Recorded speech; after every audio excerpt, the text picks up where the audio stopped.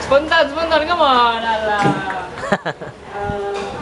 Malam ini aku duduk sendiri, ditemani rakan-rakan yang entah siapa aku pun tidak tahu. Apakah kalian mengerti aku atau aku mengerti kalian? Iya. Wow, Habis sudah? sikit lagi. Orang apa lagi? Belum. Jawab. Jika yang kita bicarakan itu seni, adakah kita hidup dengan seni atau seni itu menghidupkan kita? Dan malam ini tidak harus dibataskan dengan persoalan seni, karena kehidupan itu sendiri adalah seni yang mengungkapkan diri kita.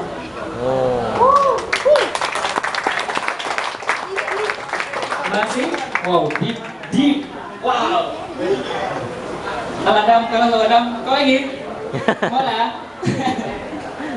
Malu. Oke, teruskan. Saya duduk sini boleh bang? Saya punya kursi bikin takut tuh bang? Boleh, kita Jatuh kan? Ya. Saya mau tanya,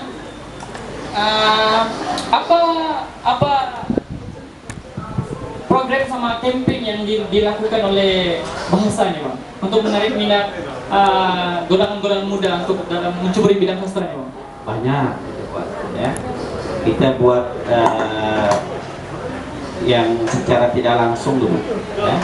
Secara tidak langsung misalnya saya terlibat dalam jawatan kuasa industri kreatif di Sabah ya.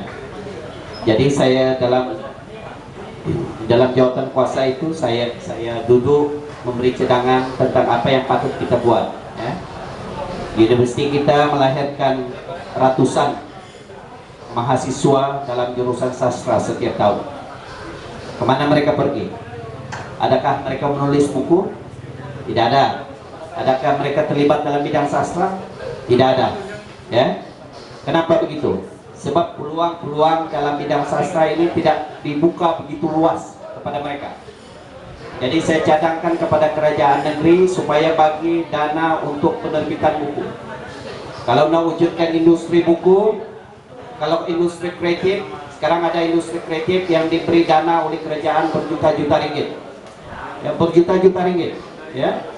Jangan dana itu disalurkan untuk bikin film saja, bikin drama saja, tapi industri kreatif dalam bentuk penerbitan juga buku juga harus diambil kira.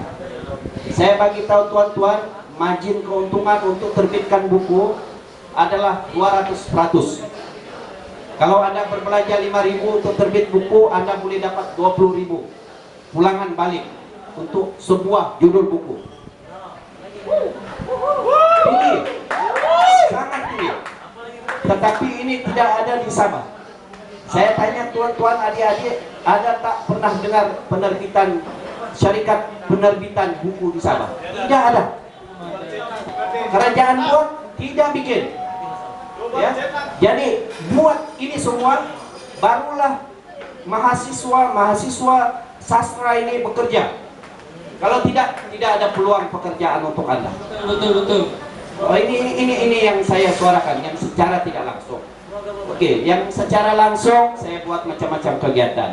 Pertama, saya bagi tahu rakan-rakan penulis, bukan saja dalam bahasa, tapi di luar bahasa. Saya bagi tahu kalau nak jadi penulis mesti ada buku. Tujuannya apa?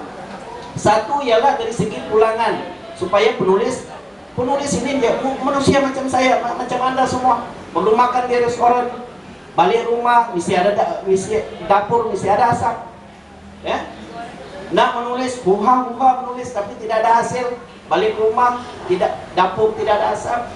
Kalau yang sudah kawin, istri marah, gaduh lagi suami istri kan.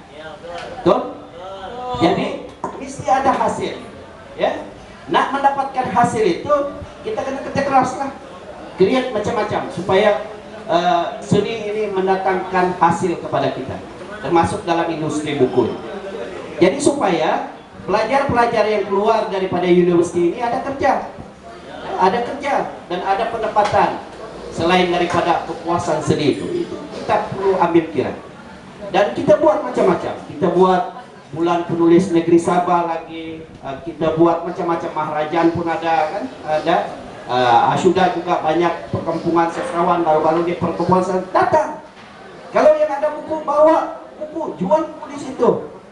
Itulah masa Anda memasarkan buku Anda, ya, menjual buku, ya. Anda tidak boleh duduk di dalam bilik tulis puisi, lepas itu Anda lepaskan kepada orang lain jual. Jangan. Peratus keuntungan untuk menjual buku sendiri adalah lebih besar berbanding dengan Anda bagi kepada orang lain untuk jual buku Anda.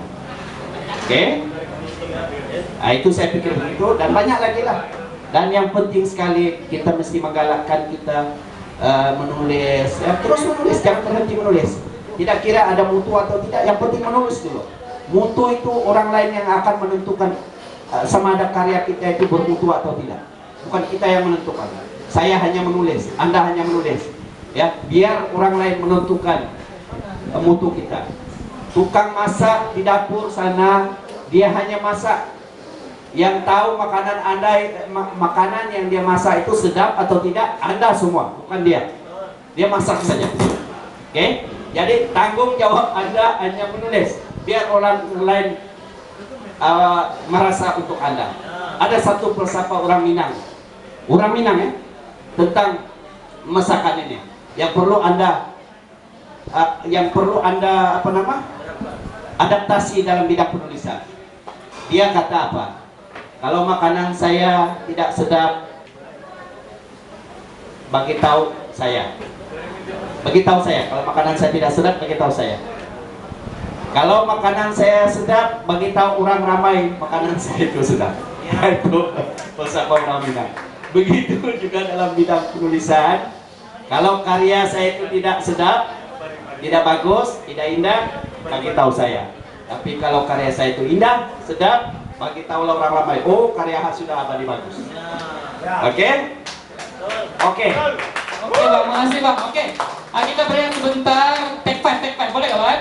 Oke, kita dipersilakan Pari-Pari Band. Ada yang kasih nama Pari-Pari Band. Oke, terima kasih. Oke, makasih Bang. Pasti kita sambung nih, Pak.